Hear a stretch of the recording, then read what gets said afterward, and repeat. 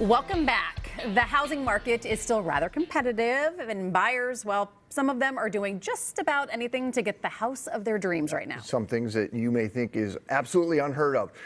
Julie and Daniel Desrochers are here from Desrochers Realty Group and eXp Realty to talk a little bit more about what will make help buyers be able to stick out of the pack. But we're gonna not hit that right away because Megan was really fired up today upon getting back from vacation and opening up, like so many of us, opening up that property valuation and the property taxes for next year. I mean, they've just absolutely skyrocketed. So we got to talk about that right away. I would imagine that's something clients are talking to you guys about, saying, what do I do? Can I really afford this house? Yeah, it is, and they're more talking like, can you argue this and stuff? And Yeah. you used to be able in the past. You can bring comps in to show that your house isn't actually worth, what they're projecting it to be. But the hard thing is that doesn't work now. Values have gone working up so much that they are kind of catching up with what market value is. So that's they're just going to go, listen, these are what the values are. I mean, you just bought your house for $800,000. Yeah. How can it be assessed at $480,000? Right. So they're going to bring the assessed value up. I'm seeing that it's still going to be below what people are paying, but it only makes sense that the assessed value and what you're paying for it are close. The hard thing is that they just didn't do it gradually. It's now all of a sudden, big deal, it's right? a really big change for people when they're trying to budget in their taxes. Everything else, Yes. right? But Okay. Sorry. No, you go ahead. There's a lot of cities and towns and so forth that your real estate values have literally doubled in the last 2 or 3 years. Yes. So it's inevitable that they're going to have to try to catch up a little. How does that impact somebody? I'm thinking of somebody who has, 300 acres, whose property value has literally doubled in outstate Minnesota. That dollar amount on that tax that you're paying, That's crazy, is a lot of money. It's not just a couple $100 in some cases. No, we could get into the whole politics behind it, but we'll save that for another day. Another day. Okay, so let's talk about home prices. Where are they right now? What are we seeing right now? Still really sky high and people overbidding for things because they have to get homes? Yeah, I would say on average, it really depends if the seller's pricing their home accurately, because some sellers are getting kind of excited about it and they're pricing it too high. But on average, we're still seeing, it really varies in the house. I would say on the low side, 3-4 offers. We've had some that you're getting 15, 20 offers per house, and yeah, multiple offers, jacking that price way up. People offering 10, 20, 30% more than list price in some cases. Wow. And even like the closing dates, like saying all offers have to be in by this date, like that wasn't even anything that people were discussing years ago. Yeah, the multiple offer date, like having your offers in by a certain date and time. And we're fans of giving it a few days. Like we see a lot of people posting on social media, I sold my house in a day or in 4 hours. In our opinion, give it a few days. Wait 3, 4, 5 days. Let people get out there. Let people see it. Let people do, I don't want to get ahead of the conversation, but let people do pre-inspections. I know we're going to get to inspections eventually, but give it time. Give it a few days. So on that inspection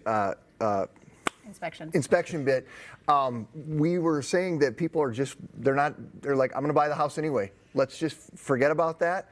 I want this house so badly. I'm willing to risk some kind of catastrophic problem. I mean, this is something that's happening. It's hard. It's really hard. I mean, we never advise people to waive their inspection. But on the flip side of that, people aren't getting homes if they don't waive them. So they're going up against offers like that, sometimes 20 offers. If 5 of them don't have inspections, you're not even in the running if you still have your inspection contingency in there. So it's really hard for people. We're trying to help them out with what are the things that could pop up. Like, so if you know that, maybe the furnace is going to go out in a couple years, the roof's looking bad, that kind of thing, well then you may have to spend 15 grand in a couple of years. But if that gets them the house and they're okay with that, that's fine.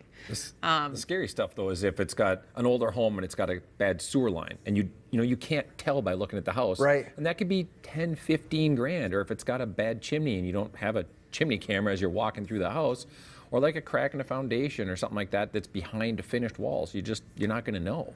Well, there's a lot you guys know, obviously, from being in the industry, and you can help homeowners with, but are homeowners also bringing inspectors with them for that initial viewing? They see the house online, they know they like it, it's in the neighborhood they want to be in, so they bring the inspector Yeah, the first showing? We have buyers that are so dialed in by looking at so much stuff. They know they love this house, so they will bring the inspector with. We have our inspector will do kind of a pre-inspection, or not a pre-inspection, but a on-site inspection. It's not as intense as an in-depth inspection, and they'll walk through the property with them and kind of point out the major things that are going to cost money. And they've got like infrared cameras, so they can really see if there's like moisture problems going on.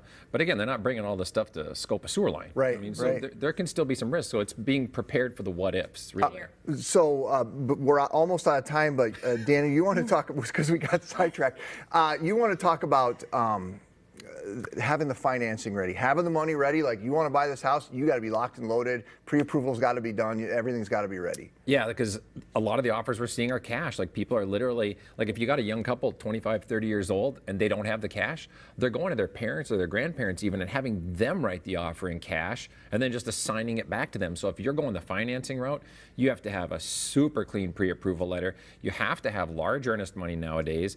And we're seeing offers come in with financing that are not subject to the appraisal, which then puts it similar to cash. Because even cash, if you back out all the seller gets is the earnest money. Well, in financed, if you back out, if it doesn't have that appraisal contingency, you're still getting that earnest money. So it puts it in line with cash. Well, and even that gap insurance, right? Yep, that's, yep. Is that what you're Well, talking about? waiving the appraisal, it's kind of the same type of thing. So covering the gap between what the offer is and what it appraises at, or just waiving the whole contingency of financing. So you're still getting it, but the offer's not contingent on the results of it. Gotcha. Yep. So many changes to where we were even just 3 years ago when you were buying very a house. different landscape. Yep. So important to have a good team on your You side. guys are in the right business. Yeah. Thank you. It's fun. Need me to tell you that?